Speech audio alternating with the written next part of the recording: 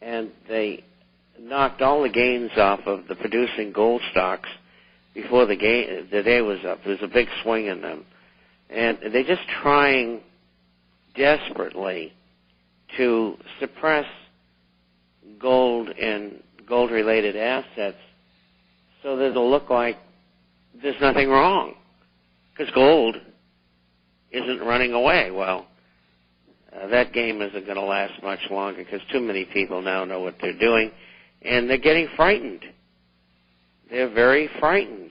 I'm not talking about the illuminists who are on Wall Street and banking. I'm talking about the people who aren't involved with them, who are in that venue, who have chosen heretofore to ignore what's going on. I think they're getting the message. Well, I think, of course, they're creating fear. And fear is, of course, what drives the markets, greed and fear. And when the market's going up, why we're motivated by greed. When the market is going down, why we're motivated by fear. And they know exactly how to play our emotions. When we understand that, why we can look more effectively at what's really going on in the world today. Now, my understanding is that this year, 2009, a lot of the Alt-A and the pick-and-pay loans are going to come due. You know, there's the Alt-A, the liar's loans, people who took out loans they couldn't afford. The pick-and-pay loans are those that, of course, where people bought property far in excess of what they could really afford because they got low monthly payments. They didn't have to pay anything on the principal or pay anything on the interest. But now, of course, those interest rates are going to go up, and a lot of those are going to come down. We're talking about 1 to 2 million more homes moving towards foreclosure. What do you think about that? And do you think that they'll suddenly just go around and start trying to buy up these? The government's talking about buying up some $500 billion in these faulty CDOs, these collateralized debt obligations made up of faulty mortgages. What's going to happen there?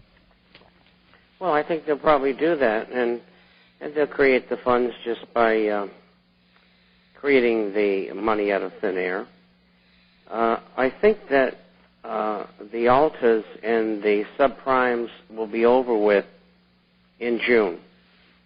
The pick and pays are about a year in. They're 5-year paper, so you get 4 years to go in the pick and pays. And what they really are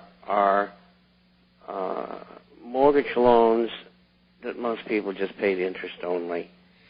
And they owe more money on the homes now than they bought them, and they're probably worth 35, 45% less. So they're all going to walk away.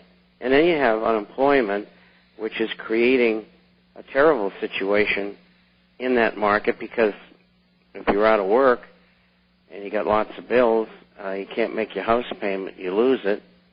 That's going to be added to the horrible defaulted inventory.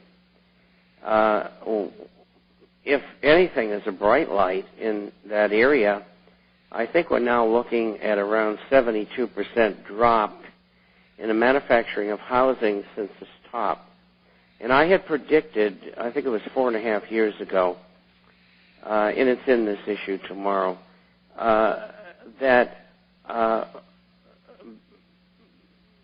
building would have to drop from the peak about 75% for inventory from foreclosure and normal selling to be cut back at all. We're reaching that level, and I would expect in the first quarter we'll probably reach it. And most of the builders will go under unless government gives them money, and I don't see any reason why they should.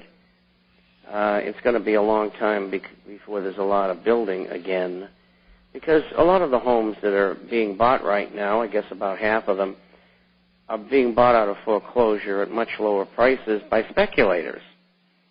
And when speculators find over the next 5 years that they can't easily make money on these foreclosures that they've just recently purchased, then they'll start dumping them on the market, and that'll put more pressure on. And then the FHA is making loans right now, which are essentially either subprime or Alta-type loans, and they're going to be due again in 2 years. So what do we got?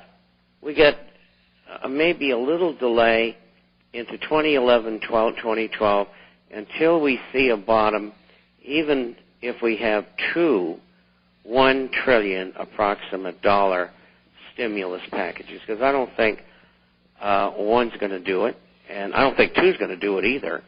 And we already have the red flags going up. George Soros is barking this morning, telling us how we need more money thrown into the system.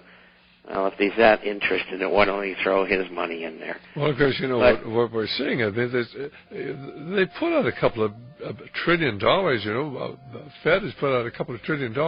They won't tell anybody where it's gone. I mean, this is the most amazing thing. $2 trillion? They just won't tell where it's gone? How could that possibly be? Well, that's the world we live in. And I think they make the rules. There are no rules. And I think, of course, what we have to understand is we're already seeing a massive transfer of wealth from us common people, us taxpayers, you know, to the extremely wealthy. I mean, how could you possibly have $2 trillion put out by the Fed? And, of course, they're not going to say who got it, where it's going. Will we ever find out?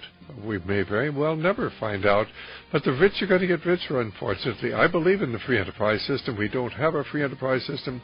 We have a controlled, a fascist system of government with very wealthy people running the government. We go right ahead, Bob.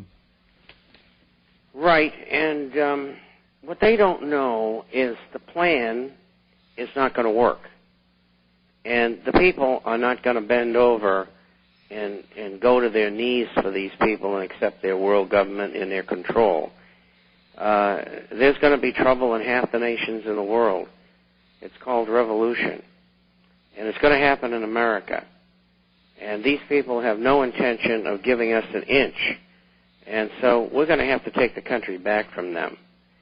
And in the process of doing that, we're going to relieve them of their freedom and maybe their lives, and we're going to relieve them of all their wealth. Well, it's going to be very interesting to see what happens. Actually, of course, these people are subversives.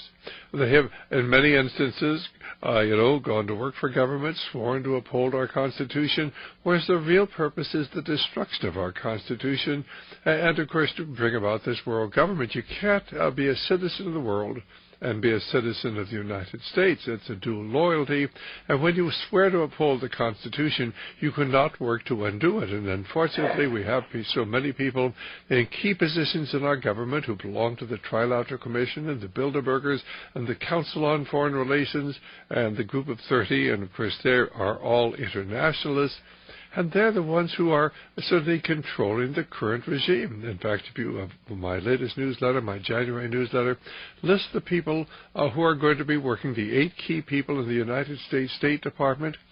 6 of those 8 actually come from what I call the Brotherhood of Darkness, these groups. And, of course, the Deputy Secretary of State is going to be James Steinberg, who comes from the Trilateral Commission, the Council on Foreign Relations, and the Bilderbergers. So basically, the same people are going to control our State Department during this administration that controlled it during the last administration, and the administration before that, and the administration before that.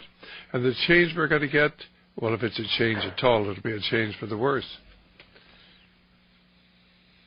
We just switched Team B for Team A.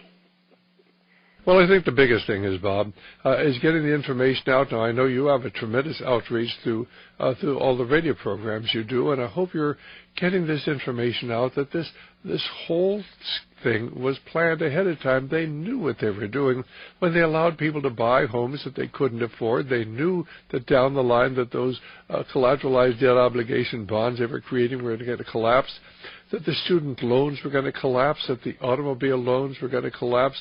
Certainly that all of these bonds that they were putting together were going to collapse. And then they knew that the derivatives were going to drag down the market.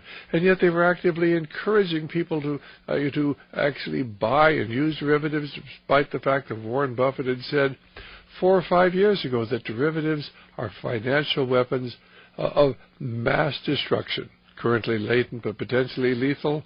And now the lethal part of this is coming about, isn't it? It certainly is. And One of the very, very interesting things here is that the people who purchased the CDOs and the SIVs, the collateralized debt obligation bonds, which contained mortgages, they're all professionals. They certainly know how to read, most of them in 4 or 5 languages. And they have attorneys who do the same thing. And so for them to have bought this... Hold that thought, Bob. We'll be back in just a moment here. Well, this is Dr. Stan, and our guest is Bob Chapman. And Bob Chapman is just saying that the people, the financiers who bought the collateralized debt obligations,